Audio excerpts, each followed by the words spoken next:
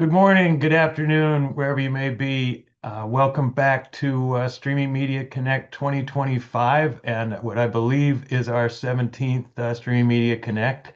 I'm Steve Nathans Kelly, editor of Streaming Media Magazine, and thank you for joining us for Skins in the Game, personalizing the live sports experience. We've got a great panel coming up. I want to go through a few housekeeping notes first, as I always do. And let's see. So the first person to correctly identify the music you were hearing as we came in, both the track and the artist, will win a $50 Amazon gift card at the end of the session. You must be present to win. Uh, the chat is open, so please chat in the chat, and then if you have questions for the panelists, please put them in the Q&A tab because that keeps them from scrolling away if the chat is very active. Sessions from all 3 days of Streaming Media Connect will be available on the Streaming Media YouTube channel sometime in the next few days, probably pretty soon. The link for that is also in the chat. We will be right back here in 2026, February 24th to 26th, for the next Streaming Media Connect, discussing the business and technology of free streaming. The call for speakers is open, and we will be able to put that link in the chat very soon, I'm told, although I don't have it yet. And anything else? Closed captioning is available. Just click the CC button to activate that. And without further ado, I would like to welcome to the stage streaming media field to feed columnist and MTech sport consultant Matt Stagg. Welcome, Matt. Thank you, Steve. And wow, what a panel we've got for you today. So, as Steve said, I'm write a column on new sport technology for streaming technology, from camera technology through to um, applications and fan engagement. And that's one of the articles I wrote was called get some skin in the game, and it was talking about how we can use broadcasting and then put different skins, if you like, on it, so we can start to identify and really engage different demographics. And as I said, we have a fantastic panel. If everybody can come on now, you won't get to see this very often. Three of the globe's best experts and commentators and influencers we have in the business. So if I can ask each of you, we'll start with you, Kathy, to give a short introduction of who you are. If very rare that people won't know who you are, and then we'll go around and then we'll kick off in some of the probing questions we have. Yeah, thanks, Matt. So I'm Kathy Rasenberger. I am president of Rasenberger Media, which is a 28-year-old consulting business, and also more recently, co-founder and president of Free Live Sports, which is today the largest free sports aggregator of content. We have 125 channels and available in 75 countries. Thank you, Kathy. John? Hi, I'm John Giegengeck. I'm the founder and the principal analyst here at Hub Entertainment Research. We're a consumer research company. We track everything about how people find and choose and consume entertainment content, and we've been doing it for 13 years as of tomorrow. Thank you, John. And last but by no means least, Pete, could you do an intro, please? Yeah, hey Matt, thanks for hosting the crew here. Hey everybody, my name's Pete Scott. I am currently Chief Strategy Officer for Play Anywhere, where we're helping IP holders activate interactive rights on top of live video to create personalized experiences for the user. And then we're also building AI agents and are excited about the future of the living room and where that's going to go, and excited to participate on this panel today. So nice to see everybody. Thank you, everyone. Okay, let's kick off. And it's something very close to my heart, being an avid sports fan. We've seen lots and lots of changes within the industry, and particularly, as always, rights plays a heavy importance in that. So we're seeing increased fragmentation in rights, especially now we're seeing the big streaming companies come in. If I take the UK, for example, we used to have, or it used to be on a single channel. We only had one when I was growing up, and then we had Sky came in, took the rights for the Premier League. Then we have BT Sport, now TNT Sport come in. Those rights were split. Then Amazon came in, and we're seeing the same with the Champions League. So we have fragmentation fatigue, I call it, where not only do people have to pay more to follow their team, but sometimes just don't know what it's on. What is it on? Is it on at the pub? They got the rights. If my mate got it, we were going to go around there. So if I can talk to you, as I know you do a lot, Kathy, about how do we start to do this almost discovery crisis we're seeing, not just across sports, but also across as different programs and series move between platforms. Well, I think it's the biggest problem in our industry right now, discovering any content, but in particular sports. And it's the source of the greatest frustration for sports fans. You look at how people discover their content right now, and third are getting it or the majority, I should say, through friend recommendations. So or through Chat GPT, perhaps. But I mean, what we've done is tried to, with Free Live Sports, we've tried to create a destination for sports fan in one place. So it's a pure all sports destination. So people come to that. Let's say it's like a clubhouse. They come to the clubhouse to see the sport they want. And then they discover other sports while they're there. So we think having an pure all sports destination it makes just a greater magnet for sports fans to one place. That's great. And Pete, what are your feelings? Yeah, I mean, I think, look, we're fandoms around the world, and leagues are looking to make revenue. And the tough part about it is I was one of those people who were paying a lot of rights at Warner Brothers to have this content. So you understand that side of the equation. You understand it's a Mhm. business and that's the reality, and they have to have multiple bidders. Just like you, if you were selling your house, you would want multiple bidders and you Yeah. wouldn't want to make that. And then there's the conundrum with the fan trying to find it. And I think Kathy just briefly hit on it. I think you can start to establish agents or AI that can start to hit those databases and make it Mm. very, very easy for people to find the content based on a zip code, part of the country, part of the world. So I think it'll get better, in my personal opinion. I think the key will be what will be the incentive. If the incentive is just to be, hey, I want to tell you where this EPL game is playing in Yeah. Australia.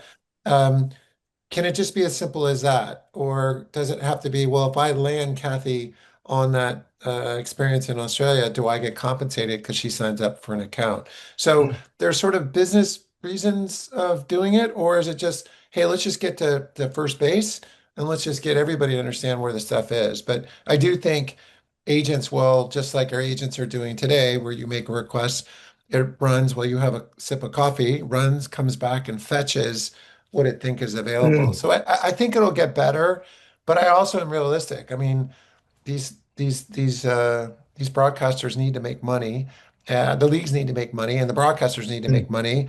So this is where this goes. And if you can sell toilet paper, you have a little more de-risk of how you have to make that revenue, like Amazon, because you have other revenue streams to offset Yeah. that cost. So yeah, I think I'm optimistic. I think it's going to get better. Yeah. Great. Thanks, John. I think that it's the biggest problem. As Kathy said, finding content is kind of of any kind is the biggest problem consumers have right now. But they get extra pissed off when they can't find sports because there's no, if you can't find, some buzzy original series, there's probably some other buzzy original series you can watch instead. Yeah. If you want to watch, Yeah. And the clock's going as well yeah, for yeah. If you live. want to watch the Eagles game, well, usually I'm highly in search of that. Not after the last few weeks, but if you can't find that game, there's no substitute, so it's a lot more aggravating. And I think that it's a Yeah. big opportunity for aggregators. So Roku has kind of stepped into the breach here with their sports zones on their interface, which will round up, all the content related to a particular sport into one place, and then you can click on it, and it will guide you to where that content is available. So it's fulfilling, Roku's sort of core mission, which is agnostically just trying to help you find the thing that you're after in the shortest amount of time. And I think in the future, probably the leagues and their broadcast and streaming partners will want to do that on their own, because there's obviously a lot of incentive for the NFL to be available in a bunch of different places, because they'll get in front of more people and because they can have a bidding war then. But there isn't any incentive for them to make it harder for, maybe casual fans or fans that are growing. If you make it hard to find, eventually you're going to start to lose engagement with some of those people, and that's not good for the future of the sport. So I think that uh, I think that the sports themselves and their broadcast and streaming partners are going to start to tackle this problem on their own as well. And one of the Yeah, things I guess. John and Oh, I have go on, talked about in Kathy. the past is actually driving people back to single destinations. So Yeah. ESPN Unlimited is hugely popular. You did a research study, John, and it was either 85% or 89% of people interviewed said that they would take ESPN Unlimited because it had the most of the content they wanted Yep. in one destination. Mm. And they do it for $30. And then even more attractive is the combination of Fox One with ESPN Unlimited, because you get the majority of your entertainment and your sports in one destination. So people want simplicity. And if we keep disaggregating sports and making discovery so difficult, I think it's going to drive people back to single destinations. Yeah. I mean, Well, the that's best quite. of all worlds is if you can do what like Paramount did with the UFC and get an exclusive license. Yeah. And that's not something on the table with the really big sports here, but I think it is something that could be on the table with a lot of the smaller niche sports. And I think that's another way uh, that companies can connect with and engage in, as Kathy said, in the simplest possible way, with even small bases of really passionate fans, get in with them on the ground level and kind of grow the sport with them. That's quite interesting because, again, it was being discussed when in Europe. One of our probably most watched sports is the Champions League, when all of the top European teams go into to a huge competition. It's of all of the cups that you go into in Europe, that's the number one. And they were looking at the idea of going with a global platform. And for them, if the money's right, that's a lot easier because they give the problem of fragmented rights to somebody else, especially geographical fragmentation. There's a lot of work that goes into each geography, how they have those deals, and then obviously you've got the technical side of things. So it's almost, if the money's right, they can outsource a lot of that problem to somebody else. And then you do have a sort of super aggregator, but because they've got the rights. So I wanted to come on to that actually, because we've discussed, and Kathy, you have looked at it a lot. So rights, so rights fragmented and costs rise. We're certainly seeing, and with the democratization of broadcasting, actually, it's a lot easier now for I don't know. We say niche sports, but that can be a bit disrespectful to the people who play Yeah. those sports, which is in the global terms, and grassroots. How are you seeing the rise in that? Because I know it's something that's very close to the work that you do. Yeah, I think that fast and streaming in general are making it so much easier for emerging sports that were previously not accessible to super fans, now accessible. I mean, I always say our platform is democratizing sports for fans. It's making sports that have huge, passionate fan followings, or maybe not huge, passionate, but passionate fan followings, makes it easier for them to find. And I've often used this description that that super fans will walk over hot coals to get to the sport they want. Yeah. But if they can't find it anywhere, what we've done, I describe our platform as a little bit like a clubhouse or a big sports bar in Times Square, where there may be 100 screens, and someone comes in to see that sport they can't find anywhere else, a cricket game, for instance. and they come in and they watch, and then they look around and they realize, oh my God, there's pickleball, or there's PFL Yeah. MMA. There's so many sports that are not available on traditional cable, SVOD, or broadcast that are really very close to fans' hearts. And, on our platform, my God, we see in terms of the top performing sports, it would not be what you'd think. It's from Yeah. kickboxing to motorsports to PFL, MMA to even court sports. I mean, because it's a destination that people can go to and find the sport they want, and that's valuable. And I actually think it will grow the fan bases of those sports because now they're available, so more people will see them. Just as I'm sure we all watched curling on the Olympics a while back because it was in prime time. Who knew about Yeah. curling until we saw it on the Olympics? And then the audience base for curling grew significantly. So that's what we're hoping will happen. Yeah, and I guess Matt, that has a follow through. Go on, Pete. no, what I would say, Matt, too, the one thing, cost. Let's just call it a reality, right? Like cost Yeah. to stream, cost for technology is dramatically changed from when we first started streaming stuff at Warner Brothers. I mean, it's so much more inexpensive. The products, the streaming equipment, camera can be used. Mm. So I think that has motivated, just like Kathy said, the passions for multiple sports to be out there. And I think you're going to see it drop even more where, you're going to be in a living room where, you're going to be able to have yourself select. We're seeing that with multi-views where Yeah. you're personalizing your experience. We're seeing a big favorite of that. And then eventually I think you'll have your own agent sitting on the device. There's a cool company called Screens doing some interesting stuff about an agent that will basically know what you want. And they'll put all your sports, whether that's pickleball. And I think a lot of that just has to do with the cost.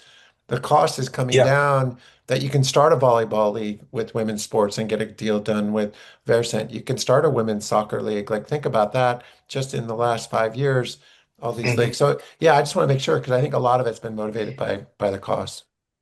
Yeah. You still have to Agreed, John. monetize it. And so, Yeah. as fast revenue increases, Mm. there will be a greater proliferation. But, Yeah. I think it's the jury's still out on how many new leagues you can develop in the Yeah. system of I fast. think it does give, and again, it goes back to some of the technology. You could get a AI machine learning camera connected to 5G, run it through an AI cloud-based workflow, and then you've got your mini league that has the accessibility, and I think again with super fans of smaller sports or lower tier sports and grassroots, they actually don't mind paying for it, which is an interesting model. John, what were your thoughts? One of the things I think is the most interesting is the opportunities that exist right now to take a niche sport, because we're not far from the place where only the very, very biggest companies are going to be able to afford the rights of, for the NFL or the NBA Yeah. or something like that. But as Kathy was saying, these smaller sports uh, don't have the size maybe of these larger ones, but they have fans Mm. that are super impassioned, and Yeah. and that could be poised for lots of growth. And it's been shown in the past that you can use things like documentary content, uh, not strictly sports related content to grow a sport. My favorite example is I'm a UFC fan. If you go back to around 2006, the UFC was borderline out of business. And kind of Yeah. as a last gasp, they commissioned with Spike TV The Ultimate Fighter, so the reality show that was 75% all these knuckleheads living in a house and eating each other's food and trashing each other's bedrooms. And then at the end of every episode, they would have a fight. And if you're a non-UFC fan, if you're just kind of channeling around and you stumble across, a UFC fight, there's nothing really accessible that you would sort of understand about that as a complete Yeah. noob. But if you watch this whole episode and you get invested in these people, and then at the end of it there's a fight, you start to watch the Yeah. fight, and then you start to appreciate the sport itself. And after that first season of The Ultimate Fighter, the pay-per-view sales of the fights themselves went up about 450% in the next year. Wow. And that's in 2007. So there wasn't a lot of, there was no TikTok, there weren't Instagram Mm. Reels. If you just think about how many more tools there are today to make that same thing happen, and we've seen that happen with things like Welcome to Wrexham, the Drive to Survive for Formula One, which is a niche sport Yeah. in the US. The same company made a Major League Soccer. They made a Messi documentary to get more people to follow soccer online in the US. So I think that the tools and the opportunity today to take a smaller sport and make it into a big one are like we've never seen before. So well put. I mean, UFC has Yeah. the third largest global fan base of any sport. Um, Now they do, yeah. Now they do, but Yeah. PFL, MMA are capitalizing on that and worth a ton of money. But Could I be mean, could there's be could be pickleball like 10 years from now. I'm telling you, pickleball kills it on our platform, kills it. Yeah. So I mean, you just can't. People say, "Well, what do you think the next major sport's going to be?" We're watching every week to see what's performing, and it switches up all the time, largely based upon who has live content. Hmm. And because Mhm. live drives viewership, we'll see a billiards tournament increase viewership on the billiards channel 100% when it's live, or you know poker or court sports. So it's has a lot to do with what's live. People want live sports content. Yeah. I think something that actually follows on from that very well, and the example of when UFC didn't have access to all of the social. We're seeing younger fans consuming most of their non-live is on social platforms.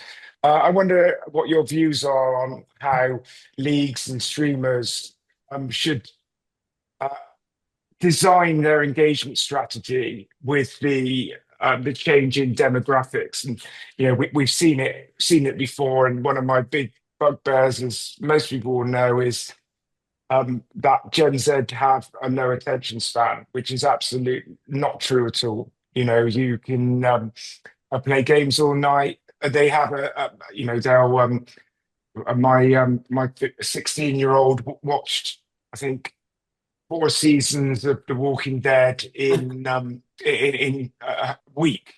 I was so, but they have a very forensic filter on what they feel is relevant, and I don't know what your views on you know you, broadcasters have tried it kind of lazily, still waiting for people to grow up and watch sports like they did. And it's not the case. People aren't going to grow into the way that we watch sport because it's changed it. But so how should they look at their engagement strategy? you know from my point of Whoever view, wants. yeah, I think it's got to be ubiquitous. You have to go where your viewers are, and Gen Z viewers are not watching SVOD or traditional linear cable or broadcast. They're they are watching short form, they're watching clips, they're watching highlights, and it's on social media, and it's on Fast, and it's on YouTube. So the big professional leagues are recognizing it now. They've got to have a strategy that touches all the different demographic groups or not reach them at all. And the other, I think that you can also, in a more traditional fast platform like mine, we're layering on top an SDK that uses short form video to engage younger fans. It's called Glued In, and it enables community interaction, gamification, rewards, betting data, and moderated UGC. And it's vertical. So you can share it onto social media. And that's a way it also helps with content discovery. You want to bring young people in, do it in the language they speak, which is short form video, and then sell them up on the longer form content. Mhm. So, I mean, I think the best Yeah. example is look at ESPN's app. Mhm. There's a section now Mhm. called Verts. Yep. So yes. it's home, scores, Verts. Yeah. And Verts is literally vertical video. A lot of that's being powered by WSC Sports to basically understand that the audience is, looking at vertical content. Kathy hit it on the head. Like you just got to go where the audiences are and then be wonderfully respectful of how they consume their content and Perfect. then roll it up as much as you can into the live experience. We the World Cup just did their draw, last week, and I actually think in a lot of ways they didn't really do as good a job as I thought they could have. They could have made it sort of so much sort of bigger, Yeah. but that's okay. That was just the cards that were dealt. But think about the storylines, think about the players. It's almost like a movie business now, right? If you Yeah. start 6 months out before the release, and if you're not dropping a little tease about the actor or the storyline or behind the scenes video, people just won't be interested in it. And I think you'll start to see that mechanic, right? Super Bowl's coming up, World Cup, Olympics. You'll start to see, I hope, broadcasters engaging audiences in multiple places where they know they can get audiences to respond. And then there's a question in the chat with advertisers, I mean, that's kind of what Kathy said earlier. You got to make money here. So how does that work? How do we, placate a large sponsor like a Coca-Cola for FIFA? How do we do it? And how do we make sure that that sponsorship is available? And all those, those different touch points as well. Again, I know I've been crooning AI. I just think AI is going to basically start to match the content with the person and the particular personalized ad. And I think you're going to see a lot of interest, around that. There's an interesting company called Hypermindz that does that. So I just think you're going to see the marriage between personalization, Yeah. monetization, and on multiple different platforms. Yeah, I think you hit the nail on the head. I think that now younger audiences follow the athlete. They don't necessarily follow the team as much. So they want to know, what does that athlete eat during the day? What do his biorhythms look like? How does his, they're following all the details the way that they would with an influencer on social media. And that's what they're attached to, less the actual It's game. kind of a Yeah. it's kind of a shift from serving an audience to serving like a community. Yes. And Yes. people that are fans of football, or better yet, people that are fans of a specific team, they want to know everything that's going on. And even, the NFL has sort of uh, stumbled into a couple of huge, so now like the NFL draft is a huge, massive event. The NFL Combine is a huge, massive event, which when it began, they just sort of put it on TV just because, but without realizing that people, especially in the off season, will eat this stuff up. And I think Yeah. that the range of things that fans will watch to feel part of that community is huge. And it's a really, really good sign even for the big sports, because now you have stuff that will keep these people engaged and maybe even become more engaged in the off seasons while there's no games to watch. And that used to be kind of a struggle when all you had to work with was linear TV. But now there's no shortage at all of ways to keep people engaged while it's in the off season. Totally agree Yeah. with you. I mean, we talked about, the using Glued In on top of our app to create gamification rewards, but really what it's doing is creating community, Mhm. because sports is a community. People want to gather and talk about the game and the data and share it. So if you create by sport some type of dialogue or community interaction, it makes more fan engagement. It's stickier, and people stick around, and they can have rewards that they get through predictions and polls, and they can compete with one another. That's part of the fan experience we're trying to layer in on top of our app.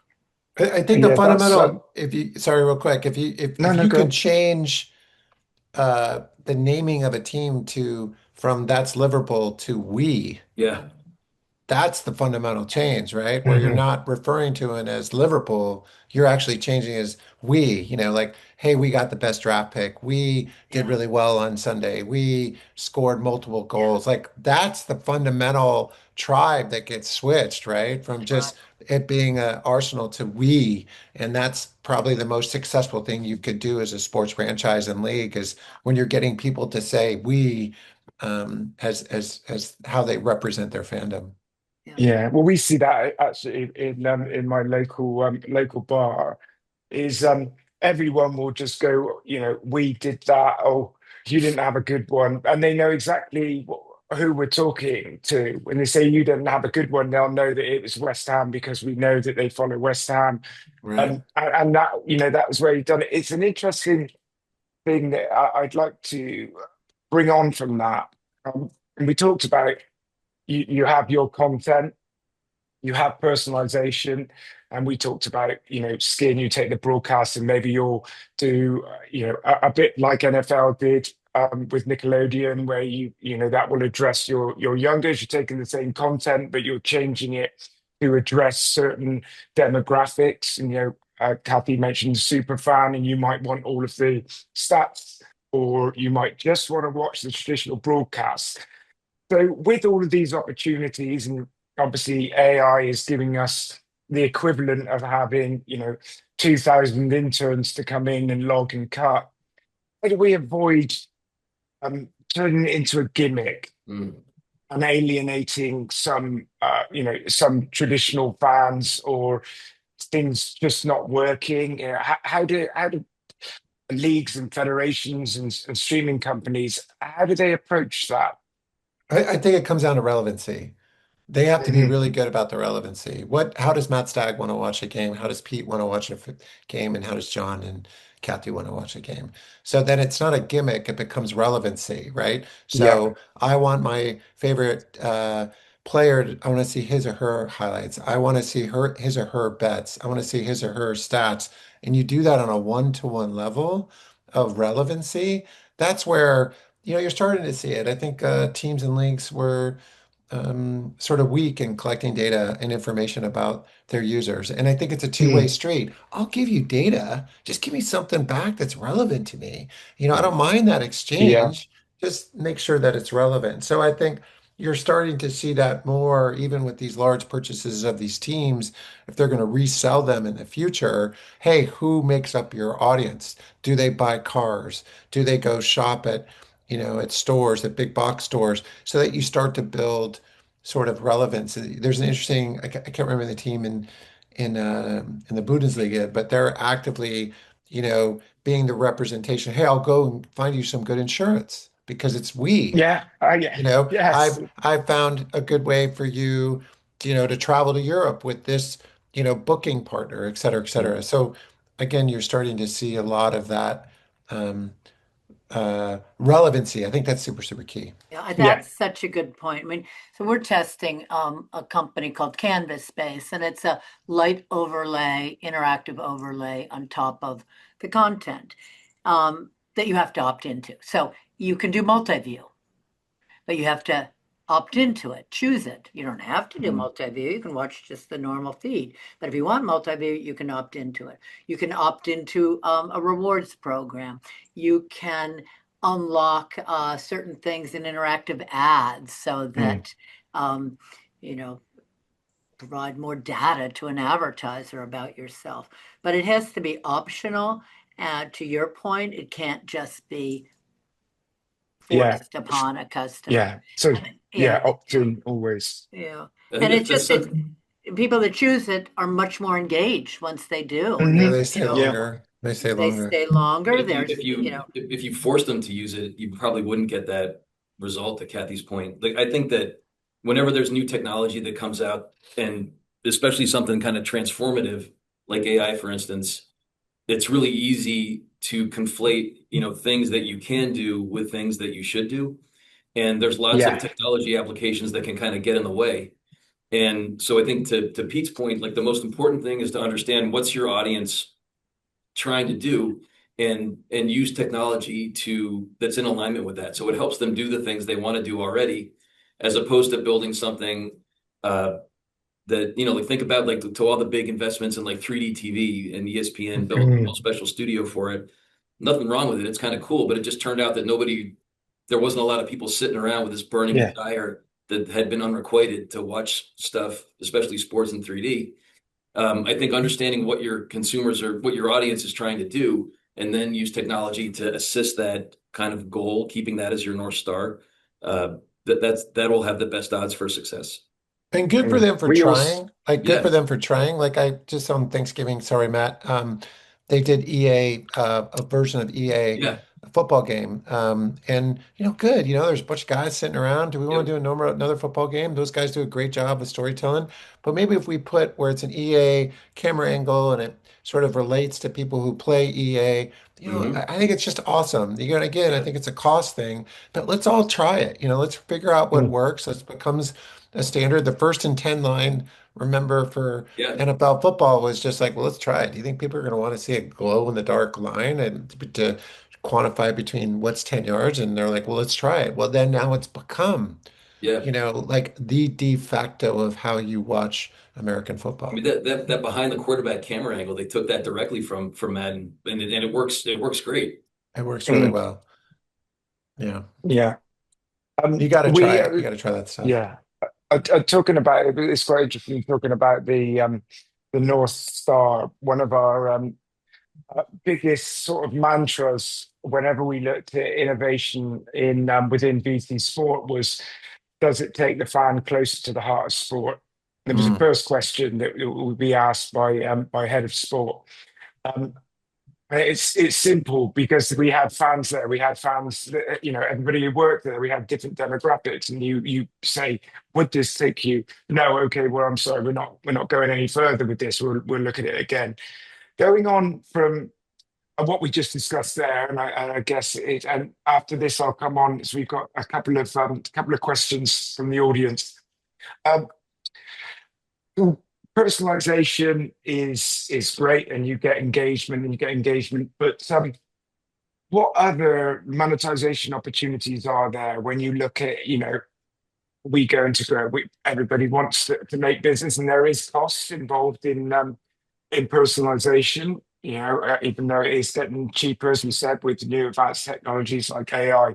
But how can that, and it does relate to one of the questions we've got from Jean Carucci, to say, how do advertisers take advantage of this? Where does the money come from? Well, there's so many exciting things you can do with AI now and Mm. advertising you can do, or not even AI, just shrink backs and overlays on top of the screen. And, with AI, you can actually put logos on the court while people are playing as an overlay. Mm. So you can do shoppability. I mean, there's so much commerce available now um, through through these shrink backs and overlays that you can sell merchandise right on the screen. So those are additional types of monetization. You still have to do direct advertising Yeah, and programmatic advertising to for the majority of your money. But there's so many exciting, interesting, and fun ways you can monetize using AI and overlays. Yeah, I think like the virtual signage is such an interesting story, right? Real Madrid mm, basically has one soccer game, but they sell it to 12 different geos and they have virtual signage sold out for those different geos. So I think that's what you're going to see, right? More yeah, sophisticated ad serving, where the four of Yes. us might be in an apartment complex in London and we're watching, a Champions League game and I'll come visit you and it'll be a Ford ad. I'm like, that's weird. I got a sports car and you got a yeah, minivan. And then I'll go upstairs to Kathy's house and she may get a convertible, and then I'll go up to John's house, and the virtual signage will be a pickup truck. And that's just because you're going to start to pair the data, again, AI and what people are doing, this company again with Hypermindz, where you can basically target by cohort, right? So that you're basically getting more value based on geo, based on the cohort who's in the household, family, single. Like that's all coming. It is coming mm, where that sophistication is going to be there. I think people are going to have to work together to share that data to basically make that available. But I just think that's just going to be normal where we're just in the same apartment complex watching the same game, but we're all getting different variations of a brand, yeah, and that might be done through AI too. The creative might be dynamic for Kathy, different with the pickup, and me might, be a sports car driving mm, because it knows I like to drive on the beach. So yeah, I think that's where it's all going to go. And I think it's exciting for advertisers to sort of really tailor and customize those in mm, inventory positions Even that are on the screen. I really like what you were talking about a minute ago, Pete, but having like it can be like so case specific to something that's happening.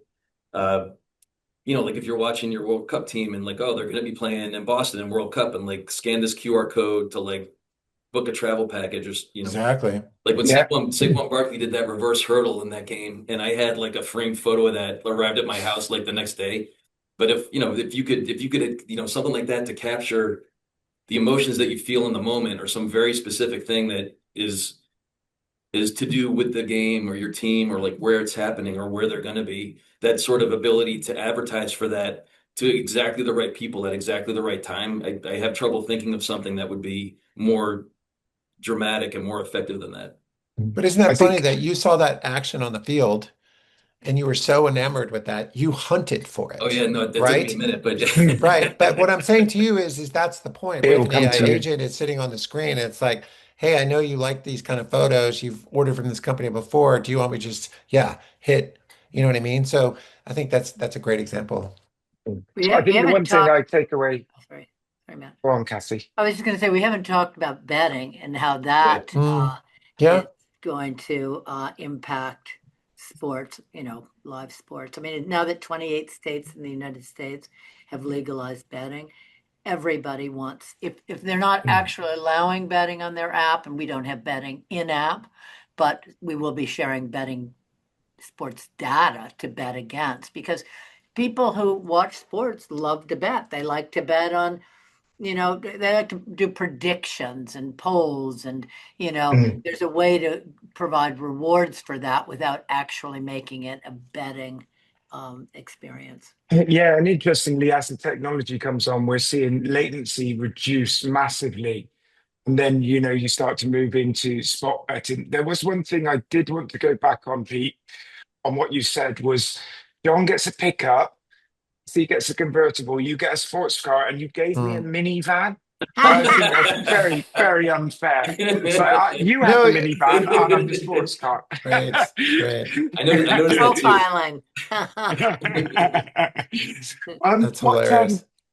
I'd like to there's a question from the audience. So I'll read this one out. It's slightly long, but uh, and this is anonymous. At what point does all this become too much for companies to maintain so much personalization and overreach to meet individual needs versus what company is actually capable of doing and maintaining without such a strain on their resources and product offering?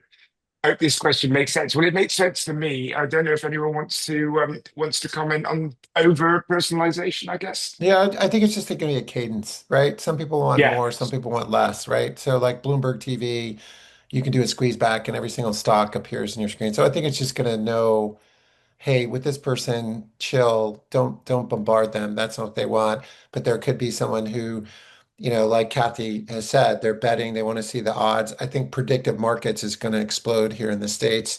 You're seeing the valuations of these companies exploding. Leona Lopez, first billionaire Yeah. before Taylor Swift. She's a co-founder of Kalshi.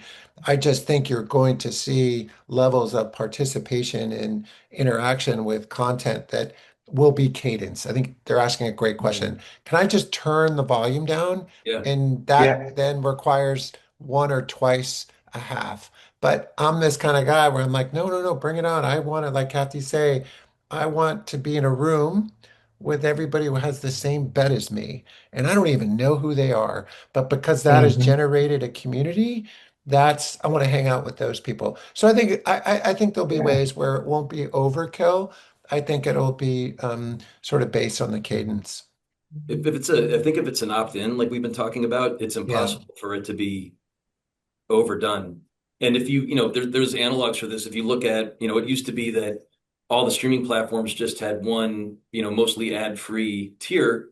Then they added ad-supported tiers and were able to bring in a bunch of new subscribers from that because by offering those two options, nobody is being forced to compromise. Everybody's being able, if you can't stand ads, you can pay a little bit more and not see ads. Yeah. If ads don't bother you, you can see them and save some money, but nobody is being forced to do anything that they don't want to. And I think that some of these enhancements to how sports are shown will be the same way. You can opt in to this more in-depth, more personalized way to watch, or not, and just to fit your own tastes. And the people who do opt in for it are going to be having a more personalized experience, and they're going to be interacting and generating data and creating opportunities for advertisers, more so than if and being more engaged in the game, having a better time than if that wasn't an option for them to try in the first place. But I think everybody's right that you don't want to force people to do anything. You want to let them opt into it. Yeah.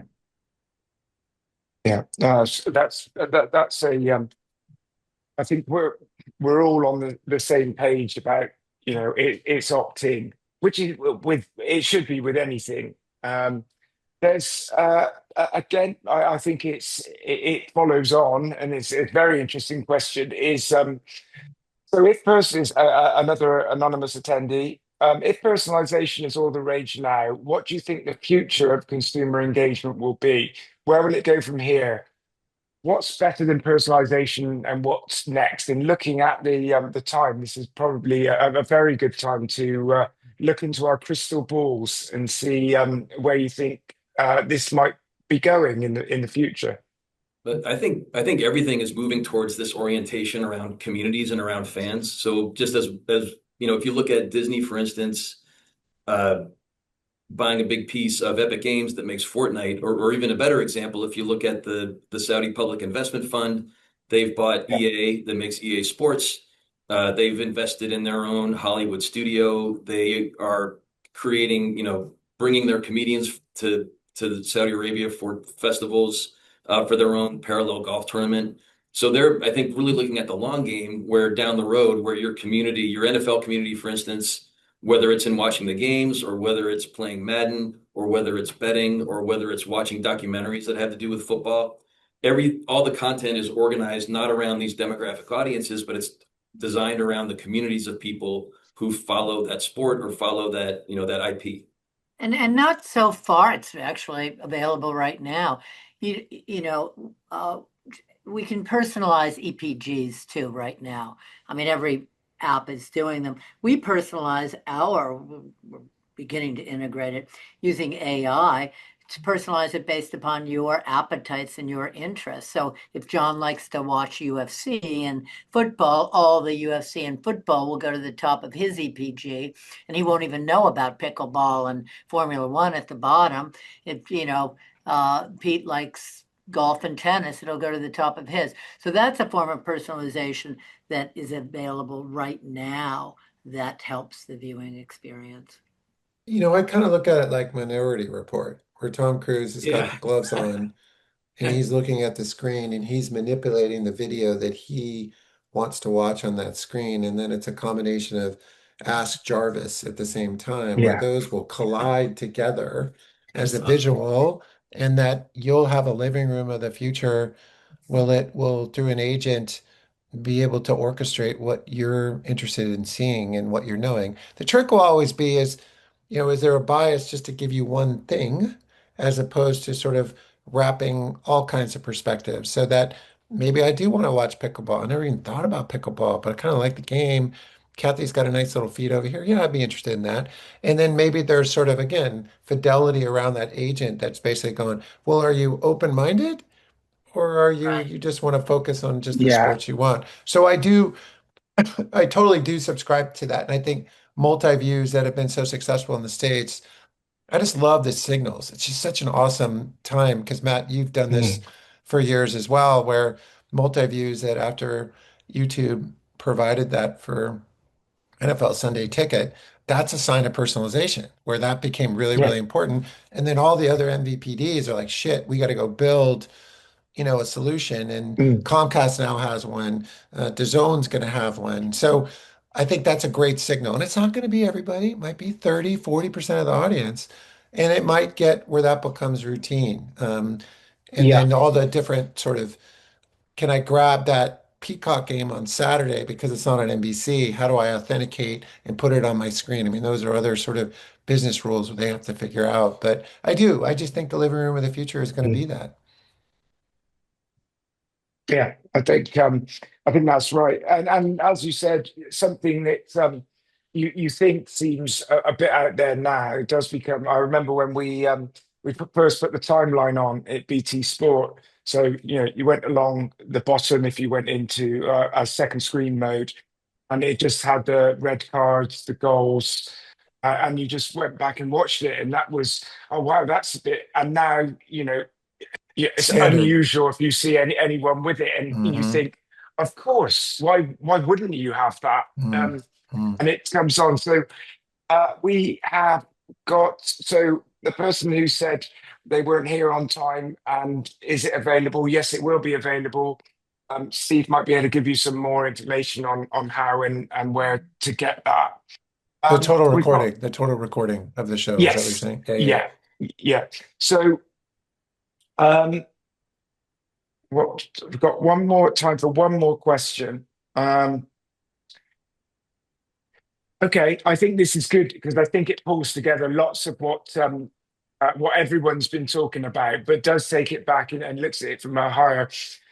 As we tailor sports toward the individual, how do we still preserve that collective fan base and don't go off into too many small rooms around there? And there is still the ballroom where you all go for the big dance and then some side conversations. Do you see that that's a balance and we won't lose that? I think there is, because I think if you go to the ballroom, you're aggregating we, right? Yeah. We as the group. And then, oh, by the way, go into this stream and you get to watch it with an influencer, but it's still we. Yeah. Go into Yes. this room and you can make a bet with people you don't even know, but you're cheering for that point spread to whatever may that be, or one based on a player. Hey, man, I don't Yeah. even know Kathy, but she and I are huge Messi fans, and we want to just hang out and talk Messi, you know? So I think Yeah. the part will be the That's ballroom great. with the we, and then there'll be little rooms off to the side. But I think that'll be the contributory, and I think that will drive a lot of curiosity too. It's like, wow, that's Yeah. pretty cool. I'm gonna go down here. I didn't even think of that. Those guys are probably pretty interesting, and we have fandom, and yeah, I think that's Yeah. what it's gonna be. Back to And my sports bar analogy, I yeah, think Mm. every sports fans love other sports fans. Now, they particularly like sports fans in the sport they love the most. But, bring them into a big room and engage with lots of other sports fans. That alone is going to excite them. And they'll communicate at whatever level they want to with them and engage at whatever level they want to. So it's what we've been talking about all along. It's they can opt in for a deeper level of engagement if they want, or they can just sit back and have a beer and watch this straight up game. Mm. Yeah, I mean, John's a Philadelphia Eagles fan, and I'm a Patriots fan, so we have a lot of issues. I, if we walked in an airport and I was wearing my Pats hat and he was wearing his Eagles hat, you'd sort of nod to each other, right? Because I don't even know him. But because I'm You're wearing under my yeah. tribe and I'm a we and he's a we, I'm respectful. Yeah, you guys beat us in the Super Bowl. That was a tough one. But hey, you guys are having problems this year, aren't you? And we're doing Yeah. okay. So even just a nod, Yeah, kind of like, yeah, Yeah. that's like a silent sort of yeah. representation of fandom where it's like we both Yeah. like we got it. Yeah. You're both fans of the NFL. Then it goes into Yeah. you're more your community as you spoke about. The communities get tighter and tighter, but at the end, at the top of the tree, you're NFL fans. So Yeah. yeah. Or they're Yeah. Uh, just plain old sports fans, you know. Yeah. well, there we I mean, go. That's the real top of yeah, the tree, isn't yeah, it, Kathy? yeah. well, But I live I live outside of Boston, and I haven't been invited to a Super Bowl party in several years now. So Yeah. So shout out to anyone out there with I'm kicked tickets out for of that John. ballroom. you'll just Okay. go wherever you're invited, John. Right. Um, so we've got a couple of minutes. I'll open it up to you guys. Is there any final thoughts you'd like to share from your experience and expertise, Kathy? I think there's never been a more exciting time in sports. I mean, it's fragmented for sure, but hopefully discovery will improve. There are many more sports available to sports fans than ever before, and there are many more platforms on which to watch them. I think it's actually a richer, more exciting time in sports than ever. So. Thank you. I agree with that. I just think it's so cool to be able to follow your team, but then get more, so like the Eagles social media presence is they have all these like little movies, and it's not all built around the giant stars. It's built around, some of the other players that if you're just limited in a linear world, you wouldn't get to know, you wouldn't Yeah. feel like you're a part of and I realize it's an illusion. I'm not really part of it, but it works on me and I enjoy it. Well, yeah, But the opportunity to make you feel much more connected and much more invested in what's going on, which is all part of that's great for the brand, but it also makes it a lot more fun to be a fan. And I'm excited for all of that stuff. Yeah, and I kind of look at it like, we have a kind of a funny world going on right now where not everybody gets along, but they do get along if they're fandoms of teams. And I think sports can be that, equal value where you respect someone maybe on not another opinion, but you respect him because he's a fan or he loves the sport. So I'm super optimistic, and I'm optimistic about the technology sort of being the United Nations of bringing everybody together to say, okay, Mhm. it's just like going to a movie theater, right? We turn the lights off. We don't know anybody in there, but we watch it together because we Mhm. love movies. So I think it's the same thing, right? We can figure out how Yeah. sports can sort of bring us together because, like Kathy said, you're a sports fan, and we all appreciate that. So, how can we leverage that for sort of a better future? Yeah, that's fantastic. Wow, we covered a lot of ground, and Yeah, it it was so was much fun. yeah, a lot more than we could be talking about this for hours. And when we get together um, at the next event, I'm sure we will. I might not be there because I'll be in the minivan, so it'll take me a while. But But hopefully driving that minivan on a really cool trip, exploring an adventure yeah, with you oh, and your no, family. I'm gonna really Yeah, think it yeah. up. Yeah, it And will then maybe, be bouncing. Well, thank you very much, Kathy, John, and Pete. Back to you, Steve. Yeah, thanks so much, Matt, and thanks to the whole panel. This was a great discussion. And Kathy, I'm so happy we got you on the panel. We were just minutes from having you on a panel back in May, and then disaster struck, and you couldn't do it. But this is, Disaster. yeah, Yeah. it was Yeah. worth the I'm so wait. glad. So, It was a lot of fun. yeah. And thanks everyone for joining us for the panel today. And before we go, just a little bit of business. The walk-up music that you heard as we began the panel earlier was you can get it if you really want it by the late great Jimmy Cliff, who just left us a couple of weeks ago. And Mhm.